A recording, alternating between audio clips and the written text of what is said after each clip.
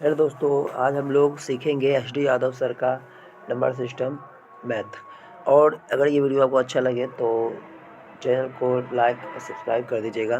तो मैं बिल्कुल आपको एनसीईआरटी का नंबर सिस्टम बिल्कुल अक्षर से अक्षर उनको पढ़ के और समझाऊँगा, बिल्कुल जो है ए टू डिट्टो कॉपी। तो देखिए, यहाँ पे नंबर सिस्टम की बात करें, नंबर सिस्टम में हमें कौन-कौन सी परिभाषा पढ़ना है उसके बारे में हम लोग ध्यान से समझते हैं, ठीक है?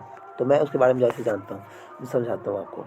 तो अगर हम बात करें कि संख्या पत्ती, तो संख्या पत्ती में पहले क्या क्या पढ़ना है, यह तो पहले है धन पूर्णांक। तो धन पूर्णांक वह कहते हैं जो भी सारे संख्या, अगर वह सारे संख्या जो कि प्लस में, आपको ये जो लिखा है उस पर लिखा पर ध्यान न देते हुए मेरी बातों को सुनना है और समझने की कोशिश करना है कि चाहे जितने भी संख्या हैं, अगर मान लीजिए कोई संख्या अगर प्लस में लिखा होता है, दुनिया की कोई भी संख्या अगर प्लस में लिखा हो तो वो सारा संख्या धन कहलाएगा। अब अगर जीरो की बात करें तो जीरो को ऊपर पता चलता है कि प्लस है कि ऋण में रहना, तो जीरो का अधिकतर हम प्लस में लिखते हैं। अब कोई भी संख्या रहेगी, अगर उसके आगे कुछ न लिखा हो तो हमेशा समझिएगा कि प्लस लिखा होता है और नीचे में एक लिखा होता है। यानी हम बोल सकते हैं कि दुनिया की कोई भी संख्या अगर उसके कुछ नहीं लिखा होता है, ठीक है, दुनिया की कोई भी संख्या है अगर वहाँ पे कुछ नहीं, मान लीजिए हम 3 लिख दिए, 3 लिख दिए, अब इसके आगे कुछ नहीं लिखा हुआ तो हम अपने मन समझेंगे कि यहाँ पे प्लस लिखा हुआ है, और नीचे में कुछ है तो यहाँ समझेंगे एक है, ठीक है। कोई भी संख्या अगर इसके आगे कुछ नहीं लिखा होता है, वहाँ पे प्लस और नीचे में एक रहता है, ठीक है। तो ये धन संख्या। पूर्ण संख्या, तो पूर्ण संख्या हम बोल सकते हैं, जाने से पहले प्राकृतिक संख्या जानेंगे। तो प्राकृतिक संख्या किसे कहते हैं, तो गिनती की संख्या को हम लोग प्राकृतिक संख्या बोलते हैं। और यही अगर बात करें, जैसे कि मान लीजिए 1, 2, 3 से लेकर अनंत तक जाएंगे तो ये प्राकृतिक संख्या हो गया। और इसी के प्राकृतिक संख्या में अगर हम जीरो मिला देते हैं तो ये पूर्ण संख्या बन गया। क्या बन गया? पूर्ण संख्या बन गया। अब अगर पूर्णांक बोध करें, तो पूर्णांक की अगर बात करें तो ऐसी संख्याओं का समूह जो धनात्मक, ऋणात्मक और जिसमें शून्य भी सम्मिलित हो, तो ये सब समूह को पूर्णांक कहते हैं। क्या कहते हैं? पूर्णांक, ठीक है। अब उसके बाद हम बात करते हैं, आगे की ओर बढ़ते हैं। तो अब क्या होगा, तो ऋणात्मक पूर्णांक का तो जो माइनस के साथ हो, इस ऋणात्मक के अगर पूर्णांक की बात करेंगे तो जैसे कि हम इधर देखते हैं, ठीक है। तो इधर जैसे कि हम दो लोग यहाँ पे देखते हैं कि अब यहाँ क्या है, ऋणात्मक पूर्णांक। तो जितना भी इसी है, -5, -4, -3, ये सब क्या है? ऋणात्मक पूर्णांक में आते हैं। क्या आते हैं? ऋणात्मक पूर्णांक में आते हैं। अब पूर्णांक तो बता दिए कि ऋण पूर्णांक, शून्य, धन पूर्णांक, यानी कि जो माइनस, प्लस और जीरो का रहेगा वो पूर्णांक कहलाएगा। अब सम संख्या, तो सम संख्या हम उसको बोलेंगे जो संख्या का इकाई अंक, पूरा नहीं याद करना है, जिस संख्या का इकाई अंक अगर मान लीजिए जो संख्या का इकाई अंक जिस संख्या का इकाई अंक जीरो जीरो या 2 के पहाड़ा में आता हो, 0 या 2 के पहाड़ा में आता हो, 2 के पहाड़ा में आता हो, ठीक है। 0 या 2 के पहाड़ा में आता हो, सब संख्या। अब इसका जो सम होगा तो विषम नहीं, सही बात है।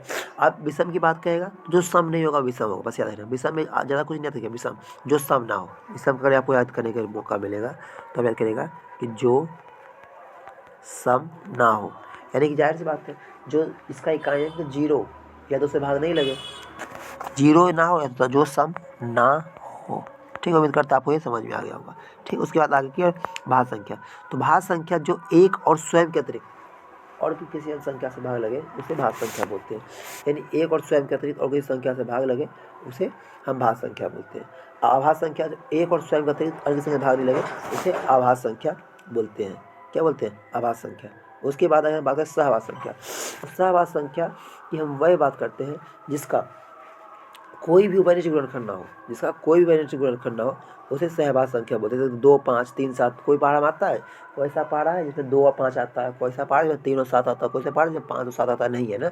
तो हम ऐसी बात करते हैं कि वैसी दो संख्या जो उभयनिष्ठ ना हो, या फिर कोई भी एक पहाड़ से ना आए या फिर ना कटे, ठीक है। अब परिमेय संख्या, तो वह सारी संख्या जिसे पी बटा क्यू के रूप में लिख सकते हैं वह परिमेय संख्या कहलाती है। जैसे पी बटा क्यू के रूप में लिख सकते हैं परिमेय संख्या। ओ का मतलब ना होता है, तो परिमेय जो ना हुआ परिमेय हो जाएगा। वास्तविक संख्या, अगर हम परिमेय अपरिमेय ये सम्मिलित, अगर वही संख्या जो परिमेय अपरिमेय, ठीक है, मिलाते हुए सारी संख्या कहलाता है परिमेय, वो सारी संख्या वास्तविक संख्या। जैसे कि 2/3 परिमेय है, मैच परिमेय है, लेकिन पाई परिमेय है नहीं, अपरिमेय। तो ये क्या हो गया? परिमेय और अपरिमेय के सम्मिलित रूप को हम लोग वास्तविक संख्या बोलते हैं, ठीक है। अब हम लोग यहाँ तक ये टॉपिक को इसी तरह से कंप्लीट कर लिए हैं, ठीक है। उसके बाद हम लोग जानते हैं कि क्रमागत पूर्णांक क्या होता है। अगर इसे मान लीजिए कोई संख्या लगातार क्रम से आ रही है, जैसे मान लीजिए 13, 14, 15, 13, 14, 15 का क्रम से आ रही है, तो ये हो गया क्रमागत। क्या हो गया? क्रमागत। अब निकटतम दो क्रमागत पूर्णांक का अंतर 1 होता है, ठीक है। अगर हम बात करते हैं जैसे कि मानिए क्रमागत मतलब क्या हो गया, आज 11 है, ठीक है। हाँ, तो अगर 11 है तो उसके बाद क्या आएगा 12, उसके बाद क्या आएगा 13, उसके बाद क्या आएगा 14। तो ये क्या है? क्रमागत आ रहा है ना। तो क्रमागत जो होता है ये होता है। अब क्रमागत सम की बात करें तो आप जाहिर सी बात है सम संख्या की काउंट करेंगे, सम संख्या क्या क्या होगी? तो सम संख्या जाहिर है 2, 4, 6। तो क्या क्या दो दो गैप हो रहा है, यानी अगर हम पहली संख्या x मानेंगे तो दूसरी क्या होगी x+2, तीसरी क्या होगी x+4। यानी कि अगर हमें बात करें सम संख्या या विषम भी बोलेगा तो सम या विषम बोलेगा तो x+2 x+4 लेना है। और अगर हमें क्रमागत बोलेगा तो क्रमागत संख्या बोलेगा तो यहाँ पे क्या लेना है x लेंगे, ठीक है, और x+1 लेंगे, x+1 x+2। यानी अगर क्रमागत बोलेगा तो क्रम से पहले x+1 x+2 बोल लेंगे, ठीक है। उसके बाद हम लोग आगे की ओर बढ़ते हैं, अब देखिए अगर बात करते हैं क्रमागत विषम संख्या तो वही x+2 मैंने बताया था आपको। अगर क्रमागत विषम संख्या बोलेगा तो हमें क्या बताया, क्रमागत विषम संख्या बोलेगा तो वही पे x लेंगे, x+2 x+4 x+5 बोलते थे ना कि यही लेंगे। उसके बाद आगे की ओर जाते हैं, क्रमागत विषम संख्या जितना भी कॉन्सेप्ट के बाद में हम लोग चलेंगे तो ठीक है। उसके बाद आगे क्रमागत विषम संख्या हो गया।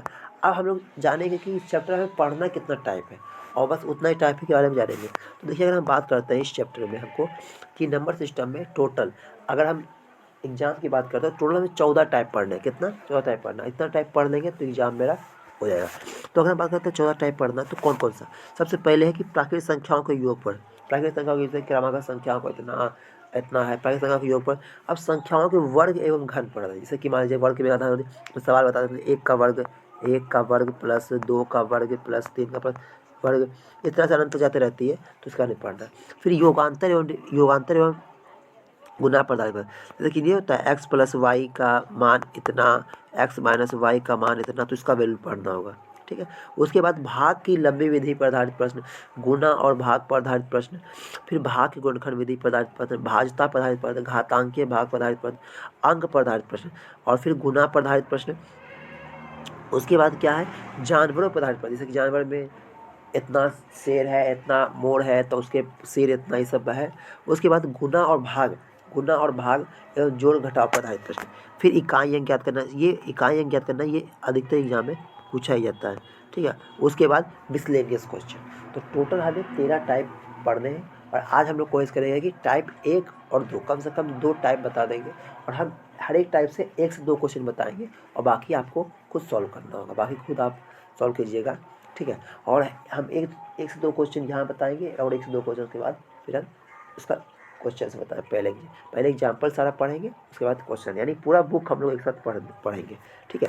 तो यहाँ देखिए अगर हम बात करते हैं क्रमागत संख्याओं का योग, देखिए ये क्रमागत संख्याओं का योग है ना, तो ये क्रमागत संख्याओं का योग, तो इसके अगर जो फार्मूला की बात करते हैं तो ये देखिए आप फार्मूला में इसमें एक फार्मूला याद रखिएगा, जैसे क्रमागत संख्या हो तो क्रमागत संख्या का योग बोलेगा या लघित बोलेगा तो आपको बस 2-3 फार्मूला याद रखना होगा। जैसे पहला क्या होता है कि फर्स्ट टर्म या फिर first term plus last term बटा 2 into n, first term last term बटा 2 इंटू एन।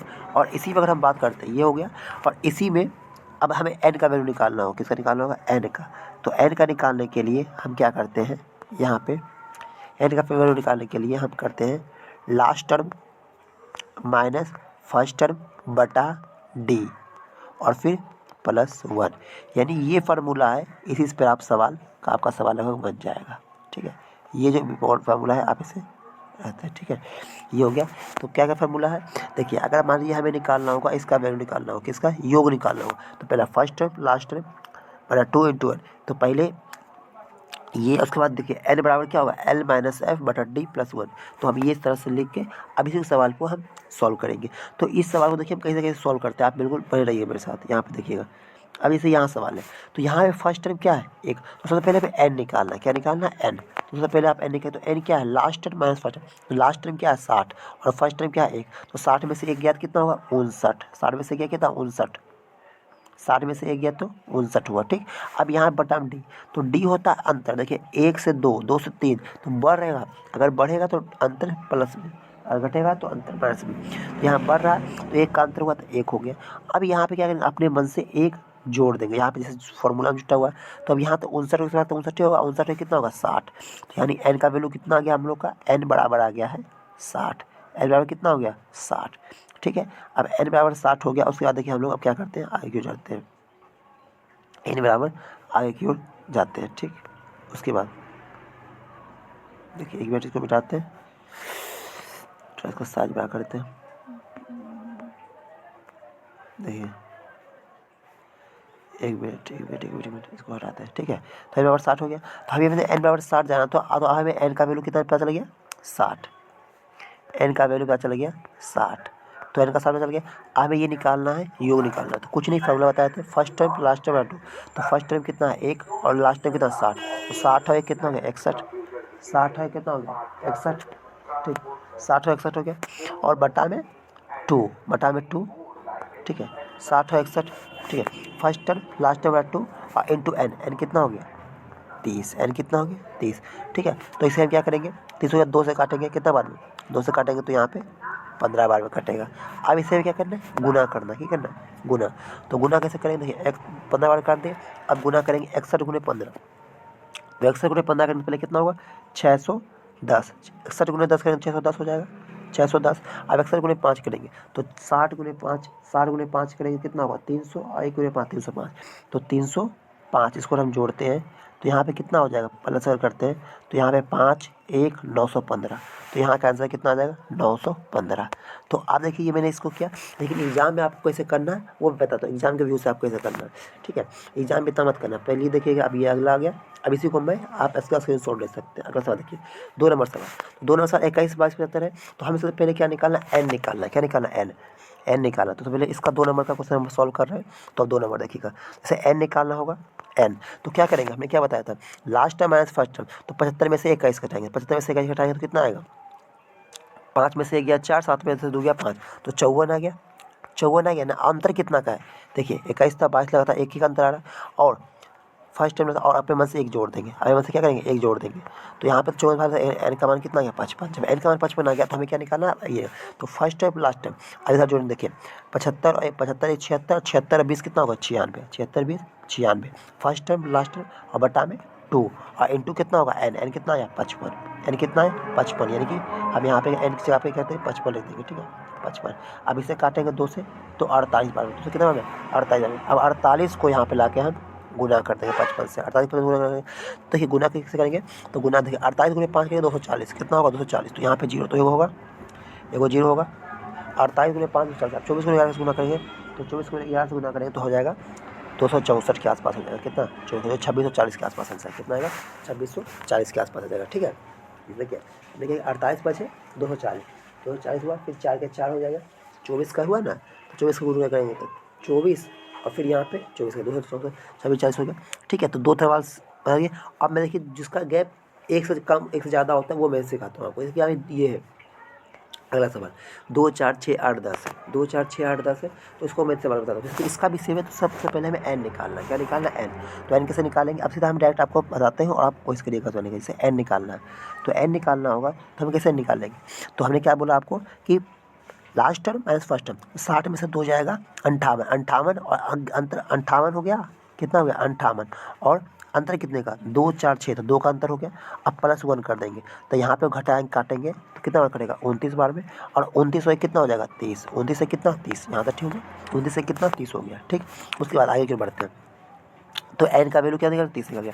अब फिर वही बात करेंगे कि फर्स्ट टर्म लास्ट टर्म। तो 60 और 2 62 और बटा 2 61, 61 हो गया। और गुनते करेंगे 30, तो 61 दिया कितना 93, 61 दिया 93, एगो जीरो बैठा देंगे 230 हो गया हम लोग का। ये हम लोग ने 3 क्वेश्चन सॉल्व किया। अब उम्मीद करते हैं कि आगे आप लोग क्वेश्चन इस तरह से सॉल्व कर सकते हैं। कोई भी रहेगा सीरीज रहेगा, अगर अंतर समान रहेगा तो आप ये सॉल्व बेहिचक आप सवाल बना सकते हैं। ठीक है, अब मैं इस ठीक है, तो बाकी होमवर्क देता हूँ, आप लोग कोशिश कीजिएगा बनाने का, बाकी मैं आगे भी बता दूँगा। ठीक है, 3 नंबर तक मैंने बता दिया। और उसके बाद देखिए तो आपका यही है, देखिए मैंने आपको बताया था पहला 1830 आया था, 2640 930 आया था। ठीक है, तो मैंने ये आपको बताया था ना।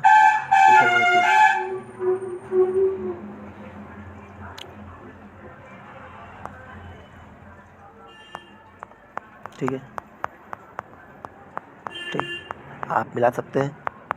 तो उतना ही लगभग आया था आंसर। तो आप इसके बाद ठीक है, आप इसका स्क्रीनशॉट ले लीजिए। लगता है मुझे कि 61 वाला में कहीं कुछ गड़बड़ हो गया था, लगता है शायद। मैंने 61 गुने 30 किया था ना, तो 61 गुने मुझे 30 करना था, तो 61 गुने 30 करना, 30 करना था, 61 गुने 30 करना था ना, ठीक है। तो वो आप बाकी गुना उना का मिस्टेक हो तो आप चेक कर ले सकते हो तो ना, ठीक है। तो ये हो गया। अब इसके बाद हम लोग आगे की ओर बढ़ते हैं। अब इसी में देखिए, मान लीजिए कोई भी टॉपिक आएगा तो आप इस तरह से बढ़ते हैं। अब क्रमागत संख्या के योग आएगा, तो ये देखिए इसी में दूसरा टाइप यानी बी टाइप में है। तो क्रमागत संख्याओं के योग आएगा। देखिए अगर ती क्रमागत सम संख्याओं का योग 24 है तो विजय संख्या क्या हो गया, क्रमागत सम संख्या के योग बोलेगा। तो देखिए ती क्रमागत सम संख्या के योग बोला है, कितना ती क्रमागत सम संख्या के योग बोला है ना, देखिए यहाँ पे तीन क्रमागत सम संख्या। तो आप पहले मानिए तीन क्रमागत बोला था, पहला एक्स मैंने बताया था कि क्रमागत सम बोला था एक्स, ठीक है। अगर हमसे बोलेगा तीन क्रमागत सम संख्या तो क्या करेंगे, देखिए पहला एक्स हो गया, फिर x + 2, फिर x + 4, ये हमारा तीन क्रमागत संख्या निकल गया। कितना है 24, तो कोई बात नहीं 24 करिए। अब इसे हम देखिए पहले हम बेसिक सिखाते हैं, फिर आप डायरेक्ट सीखिएगा। तो कितना x कितना होगा 3x, 3x हो गया ना। अब 2 × 4 6, 2 4 कितना हो गया 6 बराबर 24। अब यहाँ 6 प्लस में इधर जाके माइनस में, तो 3x बराबर कितना हो जाएगा 18, और x का मान 6, x का मान 6 हो जाएगा। तो बीच वाली संख्या दूसरी संख्या तो हो जाएगा x + 2, तो x + 2 बराबर कितना 8 हो जाएगा, ठीक है। इस तरह से सवाल सॉल्व कैसे में सॉल्व मतलब सॉल्व बनाना कैसे करेंगे। देखिए तीन क्रमागत संख्या बोले 3x, 4 क्रमागत संख्या 4x 4 बोले तो 3 3x कर देंगे। तीन क्रमागत संख्या बोला तो 3x कर देंगे, 3x कर दिए। और यहाँ पे कितना बोला है क्रमागत है ना, 2 और 4 जोड़ना, 2 4 6 और 6 को घटा दीजिए इसको 18, तो x का वैल्यू कितना हो जाएगा 6, x का वैल्यू 6 और बीच वाली संख्या x + 2 बराबर 8, ठीक। उसके बाद हम लोग आगे की ओर बढ़ते हैं। 5 क्रमागत सम संख्या बोलेगा, तो 5 क्रमागत सम संख्या पूछा, देखिए तो 5 क्रमागत क्या होगा 5x, जितना पूछेगा उतना 5x कर दिए, प्लस कर दिए ना। अब उसकी क्रमागत सम संख्या का योग 80, क्रमागत संख्या क्यों है 80 होगी, तो 5x हो गया। अब 80 बोला तो 5 बोला, तो हमें क्या करना है जोड़ना है, कब तक जब तक जोड़ना है, तो 2 2 4 6 और यहाँ पे 8, 5 में 4 तो लिख दिए, और उसके बाद कितना 80। अब इसको जोड़ेंगे तो 2 4 6 6 12 8 20, तो यहाँ 5x बराबर कितना होगा 60, 5x बराबर 60, और x का वैल्यू कितना होगा 12, x का वैल्यू 12। तो सबसे छोटी सबसे छोटी सब संख्या तो 12 आ गया आंसर, ठीक है। उसके बाद हम लोग आगे बढ़ते हैं। देखिए आते ही कि नहीं आया, देखिए आ गया यहाँ पे 8 और यहाँ पे क्या आ गया 12 आ गया, ठीक। उसके बाद हम लोग ये हो गया 2 टाइप का सीख गए। उसके बाद हम लोग अब टाइप 2 कल सीखेंगे। आज हम लोग एक टाइप खत्म किया, तो उम्मीद करते हैं आपको वीडियो अच्छी लगी होगी। और कहीं पे कैलकुलेशन पे अगर मिस्टेक होगा तो वो आप लोग उतना कैलकुलेशन कर सकते हैं, ठीक है।